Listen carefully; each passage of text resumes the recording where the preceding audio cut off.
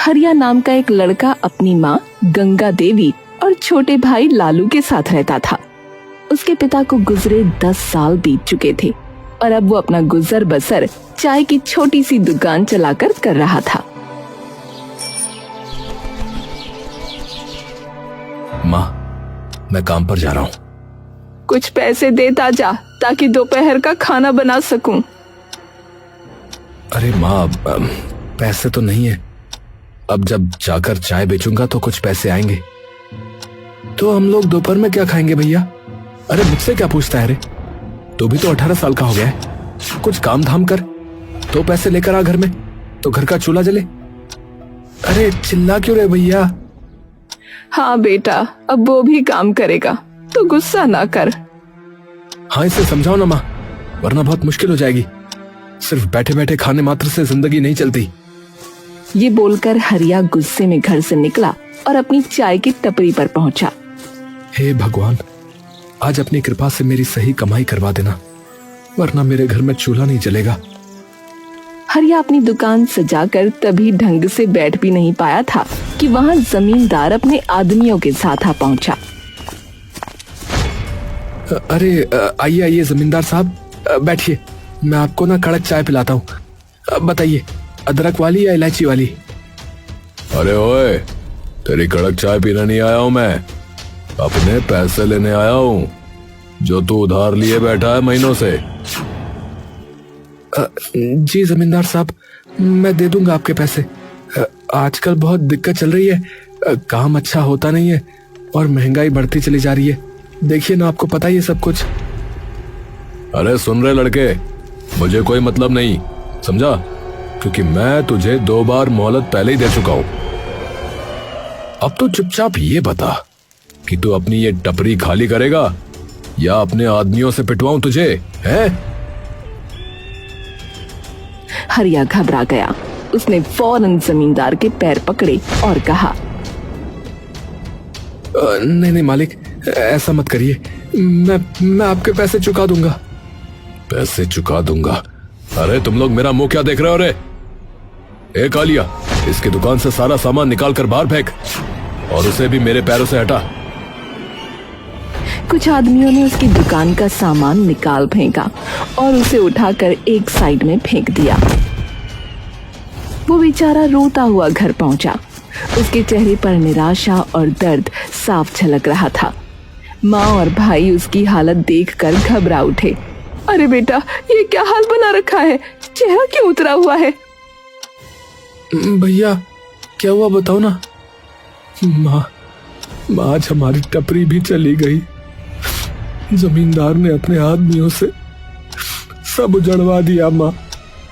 अब हमारे पास ना दुकान रही, ना ही कोई सहारा माँ। ये सुनते ही गंगा देवी और लालू के पैरों तले जमीन खिसक गई। घर में सन्नाटा छा गया। हे भगवान, अब हम क्या करेंगे? भैया, तो अब हम 2 वक्त की रोटी भी नहीं जुटा पाएंगे। और क्या? अरे और क्या? मुझे तो बस यही आता था, चाय बनाना और बेचना। अब और कौन सा काम करूं बता? कुछ देर तक घर में सिर्फ सिसकियां गूंजती रहीं। फिर माँ ने गहरी सांस भरकर कहा, बेटा, याद है तुम्हारे पिता जब गए थे तब उन्होंने वो खेत छोड़ा था। भले ही वो सालों से बंजर पड़ा है, मगर अब तुम्हें उस पर मेहनत करनी होगी। माँ, वो खेत? अरे उस सूखी जमीन पर भला क्या उगेगा? वहां तो घास तक नहीं होती। कोशिश करने वाले की कभी हार नहीं होती बेटा। आज नहीं तो कल जमीन रंग लाएगी। अगर हाथ पर हाथ धरे बैठे रहे तो भूख से मरेंगे। हाँ भैया, माँ सही कह रही है। चलो खेत पर मेहनत करते हैं। अरे भाई, मगर उसमें लगाने के लिए बीज और खाद चाहिए। पैसे कहाँ से लाएंगे इन सब के लिए? खाना तक तो है नहीं घर में। गंगा देवी ने आंचल में हाथ डालकर अपना मंगल सूत्र निकाला और बोली, ये ले लो, इसे गिरवी रख दो। जो पैसे मिलेंगे उससे खेती शुरू कर देना। अरे नहीं माँ, ये कैसे हो सकता है? ये तो पिताजी की आखिरी निशानी है। बेटा, अगर तुम्हारे पिता जिंदा होते तो वो भी यही करते। सुनो, मैं बेचने की नहीं कह रही, बस गिरवी रख दो, जब तरक्की होगी तो वापस छुड़ा लेंगे। बहुत मान मनोहार और आंसुओं के बीच दोनों बेटे आखिर मान गए। अगले ही दिन उन्होंने मंगलसूत्र गिरवी रखकर पैसे जुटाए। चलो लालू, अब कामयाबी या नाकामी सबकी सब हमारी मेहनत पर निर्भर है। हाँ भैया, अब पीछे हटना नहीं है। दोनों भाइयों ने ठान लिया कि वो खेत पर तरबूज की खेती करेंगे। दिन हो या रात, काफी तपती धूप हो या झमाझम बारिश हो, दोनों ने जी जान लगाकर खेत को संवार दिया।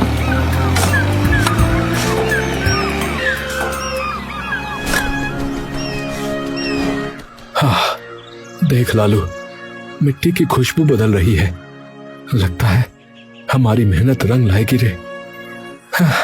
हाँ भैया, जमीन भी हमारी लगन को पहचान गई है लगता है। और सचमुच कुछ ही महीनों में खेत बड़े बड़े हरे भरे तरबूज से भर गया। अब समय आ गया जब उन्हें अपनी उपज मंडी ले जानी थी।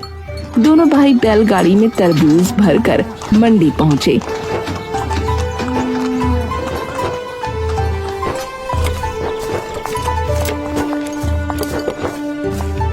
अरे वाह वाह भैया वाह, इतने ताजा और रसीले तरबूज तो मैंने सालों में नहीं देखे, बता रहा हूँ।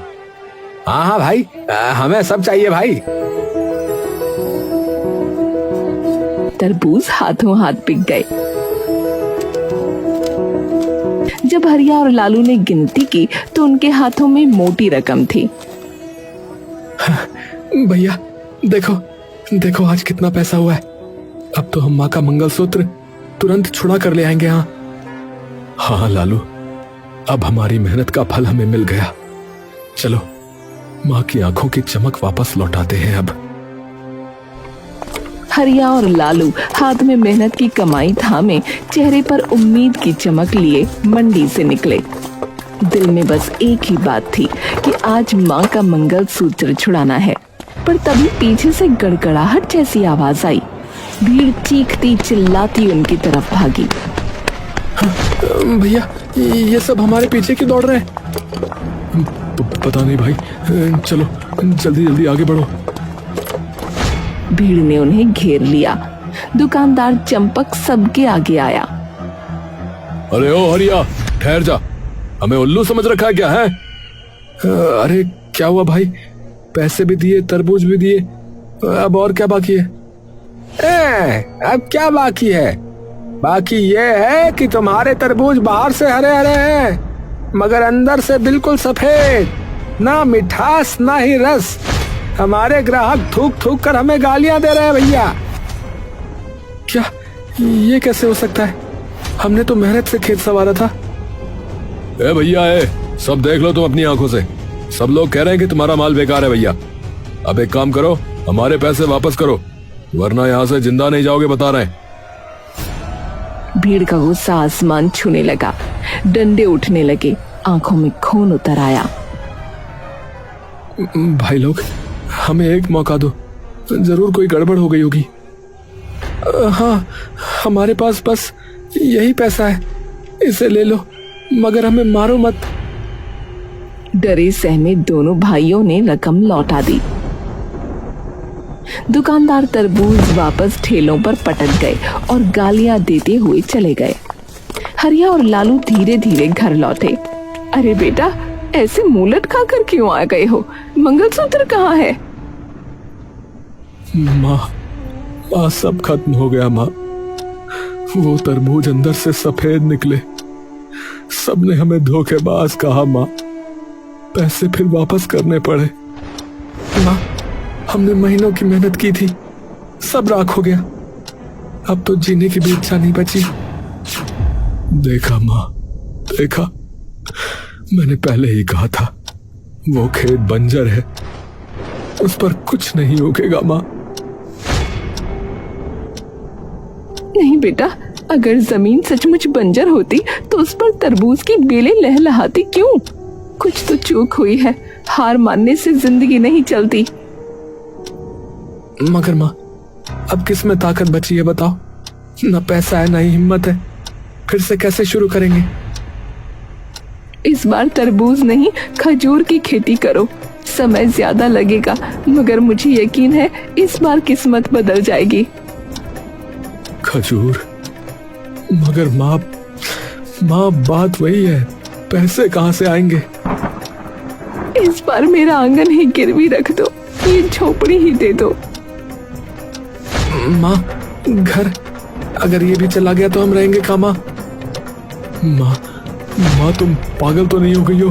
क्या बोले जा रही हो? पागल नहीं हूँ, बस समझती हूँ कि जिंदा रहने के लिए छत से पहले पेट जरूरी है। अगर भगवान ने चाहा तो ये घर भी लौट आएगा। दोनों भाई माँ की बात सुनकर पत्थर हो गए, मगर हालात ऐसे थे कि इनकार की गुंजाइश ही नहीं थी। अगले दिन वो जमींदार के पास पहुंचे। मालिक साहब, हमारी झोपड़ी गिरवी रख लो, पर कुछ पैसे दे दो।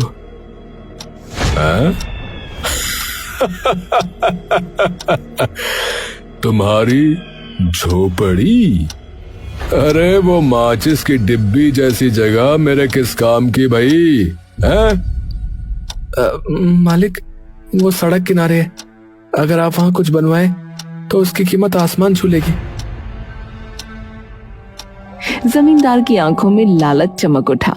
उसने सोचा, सही कह रहे हैं, सड़क किनारे की जमीन सोने से कम नहीं होती। ठीक है, झोपड़ी मेरे पास रखो और लो, ले जाओ पैसे। मगर याद रहे, अगर पैसे समय पर ना चुकाए तो समझो झोपड़ी हमेशा के लिए मेरी। क्या समझे? बेबस हरिया और लालू ने शर्त मान ली और पैसे लेकर लौटे। इस बार दोनों ने खजूर की खेती शुरू की। समय बीता, साल बदला और मेहनत रंग लाई। खेत में खजूर के पेड़ लहलहा उठे, उनकी डालियां फलों से झुक गईं। देखो लालू, बगीचा कितना प्यारा लग रहा है, देखो। हाँ भैया, अब मंडी में सबको मुंह तोड़ जवाब देंगे। दोनों भाइयों ने खजूर के टोकरे तैयार किए और मंडी पहुंच गए। अरे लो जी लो भैया, ताजे खजूर, जरा देखो तो, इस बार हमारी मेहनत का फल चखो। अरे हाँ, बहुत देख लिया तुम्हारा माल है। अब की बार बिना देखे ही कहता हूँ कि ये सब बेकार है, नहीं चाहिए भैया, आगे बढ़ो। हाँ, हम नहीं खरीदेंगे, तुम दोनों धोखेबाज हो भैया, जाओ यहाँ से। अरे भाई, कम से कम देख तो लो, एक बार चख तो लो, फिर कह देना खराब है। ए भाई, कहा ना यार, हमें नहीं चाहिए, चलो भागो यहाँ से, वरना अच्छा नहीं होगा, बता रहे हैं।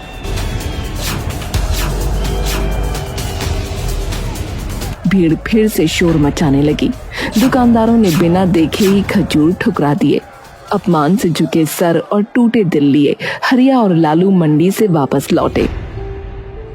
भैया, लगता है किस्मत ही हमसे रूठ गई है। हाँ लालू, मेरी तो समझ में ही नहीं आ रहा है कि अब क्या करेंगे। हरिया और लालू मंडी से अपमानित होकर लौटे। चेहरों पर निराशा की कालिख थी। घर पहुंचकर उन्होंने माँ को सारी आप बीती सुनाई। क्या, बिना देखे ही लौटा दिया? अरे भगवान, ये कैसा अन्याय है मेरे बच्चों पर। हाँ माँ, अब तो लगता है कि इस धरती पर हमारे लिए जगह ही नहीं बची। तीनों कुछ देर तक खामोश बैठे रहे। सन्नाटा इतना गहरा कि मानो वक्त भी ठहर गया हो। अचानक गंगा देवी के चेहरे पर चमक आ गई। रुक जाओ, इतनी जल्दी हार मानना पाप है। पहले ये तो देखो कि ये खजूर वाकई बेकार है या नहीं। माँ, क्या फायदा जब मंडी वाले ही नहीं मानते तो। चुप, बिना चखे फैसला मत करो, ले आओ ये खजूर। तीनों ने खजूर तोड़े और खाने लगे। अरे अरे वाह, ये तो गजब के मीठे। सच कहूं तो मैंने इतनी स्वादिष्ट चीज अपनी जिंदगी में नहीं चखी। देखा, ये कोई साधारण खजूर नहीं, ये तो वरदान है। मगर कमी है हमारी सोच में। मंडी वालों की दया पर जीने की बजाय हमें खुद रास्ता बनाना होगा। पर माँ कैसे? मेरे पास एक उपाय है। हम इन खजूरों की बर्फी बनाएंगे और सीधा गांव वालों को बेचेंगे। बर्फी खजूर की? हाँ, मीठे खजूर और देसी गुड़ से जो स्वाद बनेगा उसे खाकर लोग दीवाने हो जाएंगे। हरिया को थोड़ी उम्मीद जगी। वो तुरंत बाजार की ओर भागा और गुड़ खरीद लाया। गंगा देवी ने खजूर और गुड़ को मिलाकर रात भर चूल्हे पर पकाया। भट्टी की आंच, माँ के हाथों का जादू और उनकी आस्था, तीनों ने मिलकर बर्फी तैयार कर दी। माँ, ये तो चमचमाते सोने जैसी लग रही है। हाँ भैया, अब देखते हैं गांव वाले क्या कहते हैं। अगले दिन दोनों भाई टोकरियों में बर्फी भरकर गांव की गलियों में निकल पड़े। अरे आओ आओ भैया, अरे खजूर की बर्फी, मीठी, नरम और एकदम देसी भैया। अरे बाबूजी आओ, अरे माताजी, अरे भैया, आओ भैया आओ। लो जी लो, खाओ और बताओ कैसी है ये खास बर्फी। लो भैया, दादा आओ देखो चखो। गांव वालों को तो पहले ही शक था, मगर जैसे ही बर्फी मुंह में गई सबके चेहरे खिल उठे। क्या क्या खिला रहे हो? क्या है ये? बर्फी? खजूर की बर्फी? चलो चखा रहे हो तो खा ही लेते हैं भैया। चखने में कौन सा पैसा लग रहा है?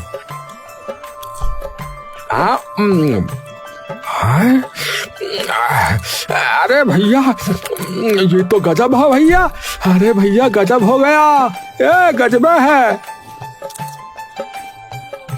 अरे भाई, और मिठाई तो छोड़ो, ये तो बिल्कुल दवा की तरह ताकत दे रही है। मेरे तो हाथ पैर में दर्द था, लेकिन अब मुझे काफी अच्छा महसूस हो रहा है भैया ये खाकर।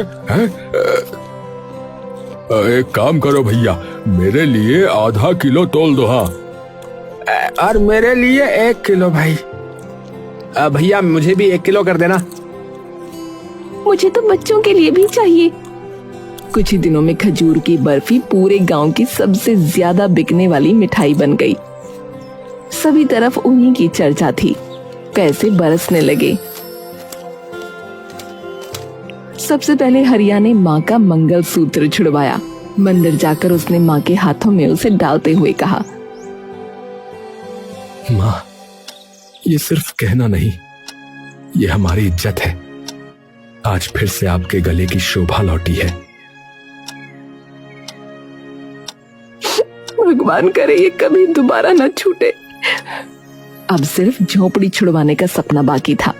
परिवार की आंखों में नई उम्मीद थी, मगर उनकी तरक्की देखकर जमींदार के दिल में आग लग गई। अरे धत तेरे की, ये करीब अब अमीर बनेंगे। ऐसा नहीं हो सकता, नहीं हो सकता ऐसा। अगर इनके खजूर ऐसे ही बिकते रहे तो कल को तो ये हमारी बराबरी करने पर आ जाएंगे। तो मालिक करना क्या है ये बताओ।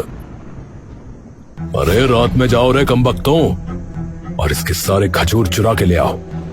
सुबह सूरज निकले उससे पहले खेत खाली होना चाहिए। जमींदार ने योजना खतरनाक बनाई, मगर किस्मत से उसकी बातें मंडी के दुकानदार चंपक ने सुन ली। अरे भैया, ये तो घोर अन्याय है।